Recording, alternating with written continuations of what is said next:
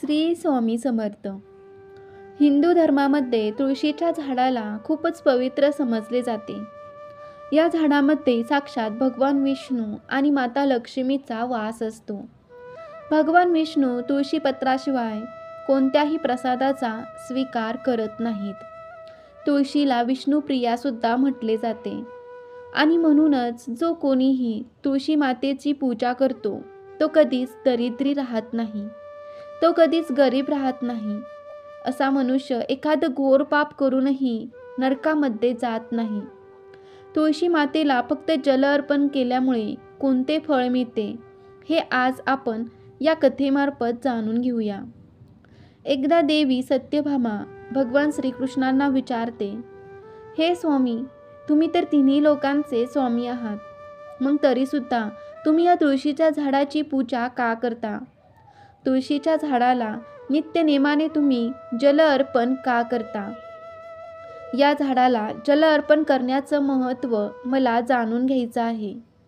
तेव्हा भगवान श्रीकृष्ण म्हणतात, हे देवी सत्यभामा, तुळस ही साक्षात लक्ष्मी मातेचे रूप आहे. तुळशी मातेची नित्य पूजा करण्याचे अनेक फायदे आहेत.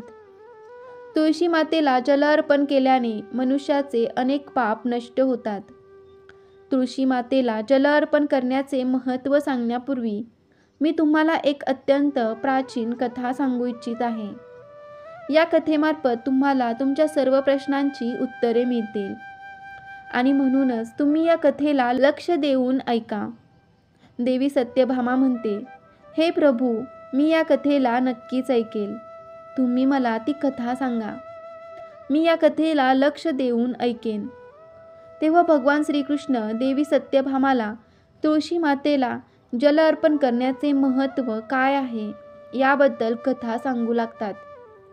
पुरातन काळातील गोष्ट आहे. एका नगरामध्ये एक ब्राह्मण राहत होता. तो ब्राह्मण तर होता, परंतु तो खूपच नीच स्वभावाने, क्रूर, मांस खाणारा, तसेच वेगवेगळे वाईट शौक पाळणारा होता. त्याचं मन नेहमीच वाईट कृत्य करण्यात तल्लीन असायचं. त्याला जुगाराचा, वैशांचा तसाच चोरी करण्याचा नाद होता. त्याने त्याच्या आयुष्यात कधीच कोणतंच पुण्यकर्म केलं नाही, शास्त्राचं कधी पठण केलं नाही, पूजापाठ केली नाही.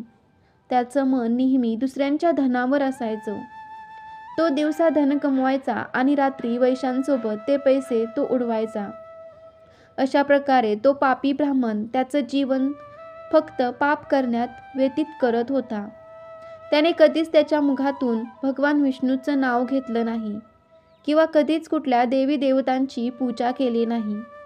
अशा प्रकारे पाप करत त्याला अनेक वर्ष निघून गेले. त्यानंतर तो ब्राह्मण काही खरेदी विक्री करण्यासाठी एका दुसऱ्या राज्यात जातो. त्या नगराजवळून नर्मदा नदी वाहत असते. त्या स्थानावर स्नान करण्यासाठी लांबून लोक यायचे. त्यानंतर तो ब्राह्मण त्याच नदीकिनारी असणाऱ्या एका आश्रमात थांबतो. त्या आश्रमामध्ये अनेक विद्वान ब्राह्मण देवाची पूजा अर्चना तसेच भगवान विष्णूंची स्तुती करण्यात मग्न असायचे. तो पाखंडी ब्राह्मण सुद्धा नाटक करून त्यांच्यासोबतच थांबला. त्या विद्वान ब्राह्मणांसोबत थांबून त्याला सुद्धा श्रीहरी विष्णूंचं नामस्मरण ऐकण्याची संधी मिळायची. तो त्या ठिकाणी 1 महिन्यापर्यंत थांबला. त्यानंतर तिथे जे काही लोक यायचे त्यांनी गोमातेचे पूजन करून तेथील ब्राह्मणांना भोजन दिले. तेव्हा त्यांच्यासोबत त्या पाखंडी ब्राह्मणाने सुद्धा भोजन केले आणि देवाचा प्रसाद ग्रहण केला. तिथेच त्या आश्रमामध्ये एक तुळशीचे झाड होते. तो ब्राह्मण न कळतपणे त्या तुळशीच्या झाडाला रोज पाणी टाकायचा. त्याच्या मनात कोणत्याही प्रकारचा विचार नव्हता की तो काय करत आहे. तो रोज सकाळी उठून एका भांड्यामध्ये पाणी घेऊन तुळशीच्या झाडाला जल अर्पण करत असे. एके दिवशी तो त्या आश्रमात झोपला होता. तेव्हा त्या ठिकाणी एक साप आला आणि त्या सापाने त्याला झोपेतच दंश केला. त्या पापी ब्राह्मणांचा झोपेतच मृत्यू झाला. सकाळी जेव्हा बाकीच्या ब्राह्मणांनी त्याला बेशुद्ध अवस्थेत पाहिलं तेव्हा त्यांनी त्याच्या मुखामध्ये तुळशीपत्र आणि तुळशी जल टाकले. त्यानंतर सर्व ब्राह्मणांना समजले की त्याचा मृत्यू झाला आहे. त्या पापी ब्राह्मणाच्या मृत्यूनंतर त्या ठिकाणी यमाचे दूत प्रकट झाले आणि त्याला घेऊन यमलोकात जाऊ लागले. रस्त्यात तो ब्राह्मण विलाप करू लागला आणि यमदूतांना म्हणू लागला, हे यमदूतांनो, तुम्ही मला कुठे घेऊन चालला आहात? माझा मृत्यू कशामुळे झाला आहे?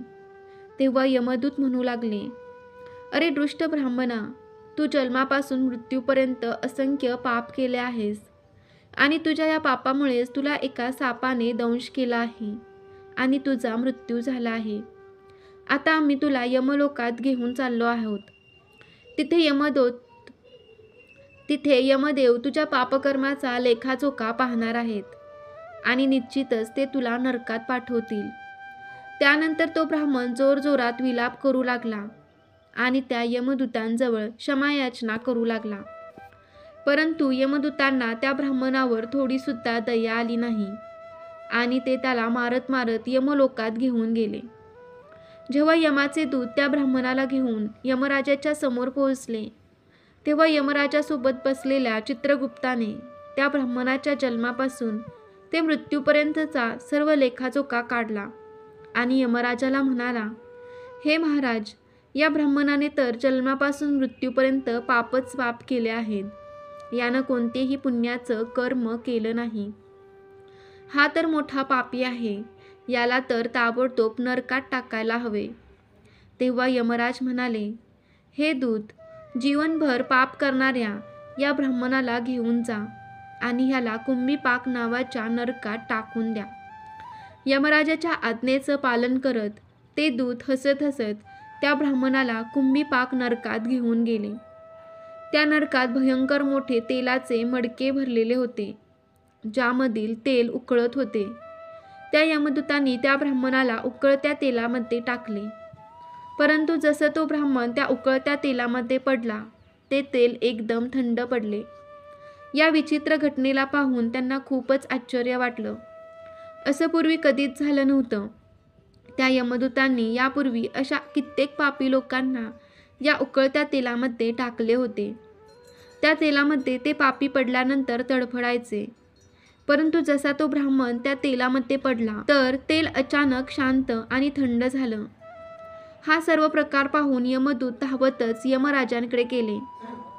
यमराजाने विचारलं, हे दूत, काय झालं? तुम्ही इतक्या तीव्र गतीने धावत काय येत आहात? तेव्हा तो दूत म्हणाला, हे यमराज, तुम्ही ज्या ब्राह्मणाला कुंभीपाक नावाच्या नरकात टाकायला सांगितलं होतं, जसं आम्ही त्याला कुंभीपाक नावाच्या नरकात टाकलं, नरकातील अग्नी विझून गेले आणि तो उकळणारा तेल सुद्धा शांत झाला. तेव्हा ते यमराज म्हणतात, हे दूत, ही तर खूप विचित्र घटना आहे. असं तर पूर्वी कधी झालं नाही. यमराज विचार करतच असतो. इतक्यातच तिथे देवर्षी नारद मुनी येतात. नारद मुनींना पाहून यमराज अत्यंत प्रसन्न होतात आणि त्यांना प्रणाम करून त्यांचे स्वागत करतात. त्यानंतर यमराज नारद मुनींना म्हणतात, हे देवाची देवर्षी, तुम्ही योग्य वेळेवर आला आहात. आम्ही आज एका अत्यंत पापी ब्राह्मणाला कुंभीपाक नावाच्या नरकात टाकले आहे, परंतु जसा तो त्या तेलामध्ये पडला, ते तेल शांत झाले. तेव्हा देवर्षी नारद यमराजाला म्हणतात, हे धर्मराज, तुम्ही ज्या ब्राह्मणाला कुंभीपाक नावाच्या नरकात टाकले आहे, तो त्या नरकात टाकण्यायोग्य नाही. कारण त्या ब्राह्मणाद्वारे नकळत असं कर्म झालं आहे, जे कर्म या नरकाचे नाश करणारे आहेत. जो मनुष्य पुण्य करणाऱ्या लोकांसोबत राहतो, त्याला त्याच्या पुण्याचा भाग नक्कीच मिळतो. आणि हा ब्राह्मण तर पूर्ण 1 महिना भगवान विष्णूच्या भक्तांसोबत राहिला आहे. या ब्राह्मणाने आश्रमात राहून नित्यनेमाने तुळशी मातेला जल अर्पण केलं आहे आणि म्हणूनच हा खूप मोठा पुण्यवान बनला आहे. याचे सर्व पाप नष्ट झाले आहेत. हा ब्राह्मण आता विष्णू लोकात जाण्यास पात्र ठरला आहे. या ब्राह्मणाने नकळतपणे इतकं पुण्य कमावले आहे की पूर्ण आयुष्यसुद्धा एखाद्या मनुष्याला प्राप्त होत नाही आणि म्हणूनच तुम्ही याला नरकात ठेवू नका. या ब्राह्मणाने जे काही पाप केले आहे त्यासाठी त्याला फक्त इतकाच दंड द्या की ह्याला तुम्ही नरकाचे दर्शन घडवा. देवर्षी नारद मुनींचे म्हणणं ऐकून यमराज अत्यंत प्रसन्न होतात आणि त्या ब्राह्मणाला कुंभीपाक नरकातून काढून घेऊन येतात. आणि यमराज त्यांच्या दूतांना म्हणतात, हे दूत, या ब्राह्मण महात्म्याला घेऊन जा आणि सर्व नरकाचे दर्शन घडवून आणा. आणि त्यानंतर यमाचे दूत त्या ब्राह्मणाला घेऊन जातात आणि संपूर्ण नरकाचे दर्शन त्याला घडवून आणतात. भगवान श्रीकृष्ण म्हणतात, हे देवी सत्यभामा, अशा प्रकारे यमाचे दूत त्या ब्राह्मणाला संपूर्ण नरकाचे दर्शन घडवतात व त्यानंतर त्या ब्राह्मणाला यक्ष लोकांमध्ये घेऊन जातात व त्यानंतर तो ब्राह्मण एक यक्ष बनतो. श्रीकृष्ण म्हणतात, हे देवी, वनस्पतीमध्ये मला तुळस प्रिय आहे, महिन्यांमध्ये मला कार्तिक मास प्रिय आहे, तिथीमध्ये मला एकादशी प्रिय आहे आणि क्षेत्रामध्ये मला द्वारका प्रिय. म्हणूनच जो मनुष्य नित्यनेमाने तुळशी मातेची पूजा करतो, तुळशी मातेला जल अर्पण करतो, तो मला सर्वात जास्त प्रिय आहे. त्या मनुष्याची कधीच दुर्गती होत नाही, तो कधीच नरकात जात नाही. ज्या घरामध्ये तुळशीचं झाड नेहमीच हिरवं असतं, अशा घरामध्ये नेहमीच सुख, शांती आणि समृद्धी टिकून राहते. भगवान विष्णूच्या पूजेमध्ये त्यांना चढवल्या जाणाऱ्या प्रसादामध्ये तुळशीपत्र अवश्य असायला हवं, कारण तुळशीपत्राशिवाय भगवान विष्णू कोणत्याही प्रकारचा प्रसाद स्वीकार करत नाही. आणि म्हणूनच प्रत्येक घरामध्ये तुळशीचे झाड असायला हवं. जर तुमच्या घरामध्ये तुळस असेल तर सुख, शांती आणि समृद्धीसाठी तुळशी मातेला चुनरी अवश्य अर्पण करायला हवी. नेहमी लक्षात ठेवा की तुळशीचे झाड हे चुनरीशिवाय अपूर्ण असतं. तुळस हे फक्त एक झाड नाही, तर ती साक्षात देवी माता लक्ष्मी आहे. तुळशी विष्णू पत्नी आहे आणि म्हणूनच तुळशी मातेला चुनरी अवश्य द्यायला हवी. यामुळे पती पत्नीमध्ये प्रेम आणि विश्वास वाढतो. घरात राहणाऱ्या स्त्रिया नेहमी सौभाग्यवती राहतात. तुळशीचा विवाहसुद्धा अवश्य करायला हवा. त्यामध्ये मनुष्याच्या सर्व दुःखांचा अंत होतो आणि सांसारिक जीवन अधिक सुखमय होते. तुळशीच्या झाडाजवळ कधीही अपशब्द बोलू नयेत. तुळशीच्या झाडाजवळ चुकूनही चपला किंवा झाडू ठेवू नये. ह्या गोष्टीला पाप समजले गेले आहे. जिथे तुळशीचे झाड आहे त्याच्या आसपास भुंकणे सुद्धा घोर पाप समजले गेले आहे. तुळशीच्या जवळ जलाने भरलेले पात्र सुद्धा ठेवू नये. तुळशीच्या जवळ जेव्हा आपण एखादा दिवा लावतो तेव्हा तो दिवा विझल्यानंतर तिथून ताबडतोब काढून घ्यावा, कारण तुळशीच्या जवळ विझलेला दिवा ठेवणे अशुभ समजले गेले आहे. ज्या ठिकाणी तुळशीचे झाड आहे ते ठिकाण नेहमी स्वच्छ ठेवायला हवं आणि म्हणूनच नित्यनेमाने तुळशीच्या झाडाच्या सभोवताली स्वच्छता ठेवायला हवी. तुळशीच्या झाडाच्या शेजारी शिवलिंग आणि गणपतीची प्रतिमा ठेवू नये. त्याचबरोबर तुळशीच्या कुंडीमध्ये दुसऱ्या कोणत्याही प्रकारचं झाड लावणं अशुभ समजले गेले आहे. तुळशीच्या झाडाच्या जवळ कपडेसुद्धा वाळवू नये. त्याचबरोबर तुळशीचे पान कधीही नखाने तोडू नये. यामुळे तुळशी मातेचा अपमान होतो. जर तुळशीची पानं सुकत असतील आणि ती खाली पडत असतील तर त्यांना कचरामध्ये टाकू नये. त्या पानांना तुम्ही तुळशीच्या मातीमध्येच दाबून ठेवा. रविवारच्या दिवशी तुळशीची पानं तोडू नये आणि रविवारी तुळशी मातेला जलसुद्धा अर्पण करू नये. बाकी अन्य दिवशी तुळशी मातेला न चुकता जल अर्पण करावे आणि संध्याकाळच्या वेळेला एक दिवा तुळशीजवळ अवश्य लावावा. नेहमी असं पाहण्यात आले आहे की स्त्रिया आंघोळ केल्यानंतर त्यांची केस मोकळे ठेवूनच तुळशी मातेला जल अर्पण करतात. असं करणं चूक आहे. स्त्रियांनी नेहमी त्यांची केस बांधून कपाळावर सिंदूर लावल्यानंतरच तुळशी मातेला जल अर्पण करावे. असे केल्यामुळे तुळशी मातेचा आशीर्वाद प्राप्त होतो. घरात तुळशी मातेचं झाड लावताना ह्या गोष्टींची काळजी घ्या की त्यासाठी वापरली जाणारी माती ही दूषित नसावी.